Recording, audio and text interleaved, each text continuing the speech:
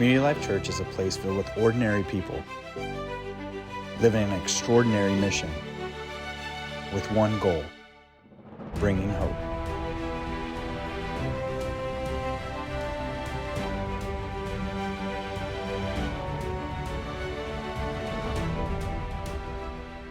Hey church, here with Vallie Van Loo. It's going to be fun. Vallie, how long have you been at Community Life now? Almost 3 years now. Almost 3 years. You've been here pretty much beginning. Since the beginning.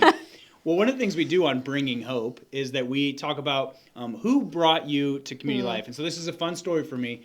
How did you end up at Community Life? Well, I was at a church plant that didn't work out. And I told my amazing husband, Adam, that I would never do that again. Okay. And then he told me that he applied to be a worship pastor at this amazing new place, Community Life, and that we should meet the people running it.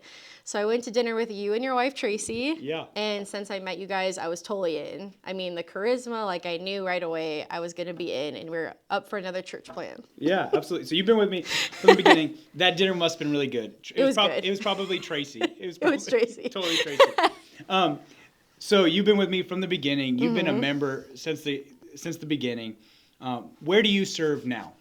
I serve in kids ministry. I'm the leader of the nursery team. Leader of the nursery. Best team. There you go. So everything that happens with babies in the kids ministry, that's you. Always my fault, always me. Yeah, anything baby. There we go. There we go. Now, and you've served in kids ministry really from the beginning. When you came, that was one of the first areas you wanted to serve. And I know you do a good job at it. What would you say to somebody, we say that we want people to start serving on teams, or we encourage people to do that. They're nervous about starting to serve a church. Could you tell them a little bit, why do you serve the church? Why is that important? Well, I'm also a nervous person, and so I get where people are coming from when they're nervous. I think that's just your inner battle kind of saying you can't do it, but you can. God calls people who are nervous and unqualified to serve. So if you want to serve in a ministry, find something that interests you and give it a try. You can always try something else, and just dive in and do it. Yeah. Invest in the place you care about. Does kids ministry have a need? Oh, we always have needs. Never-ending needs. We were joking that since the beginning of time, kids ministry has had a need, right? There'll always be a need. There'll always be a need. What if they wanted to serve in kids ministry? Why is kids ministry a good place to serve?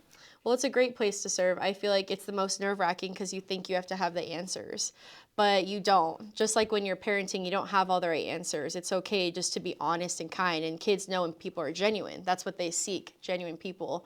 So when we look for volunteers, we want genuine people that care about kids.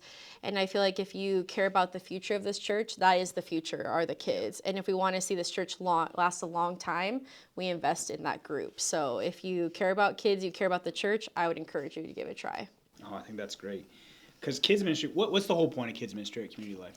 The whole point of kids ministry is to partner with parents to raise kids who love Jesus, and what that looks like, to walk alongside them, to connect with them at home, and encourage them. How can we take the things that kids learn here and connect it with them at home? One of the things I love is that I've heard you and Ashley and some of the other kids leaders say that what we're doing on Sundays is you guys are starting a conversation that gets continued at home. Yes. You guys are talking to them about Jesus, but they get to continue that conversation at home.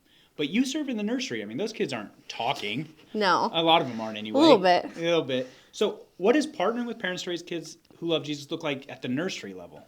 Well, in the nursery, we're starting those things. So we're praying with kids in the nursery while we're changing, eyes open, obviously, and we are praying over them and starting how that kind of looks like. And every time you talk with a kid, they take that in, whether we know it or not. We're reading stories to them. We're encouraging parents during bath time to pray with them and read stories so we can make those small connections with even things that babies do at home. I have a daughter who's in nursery.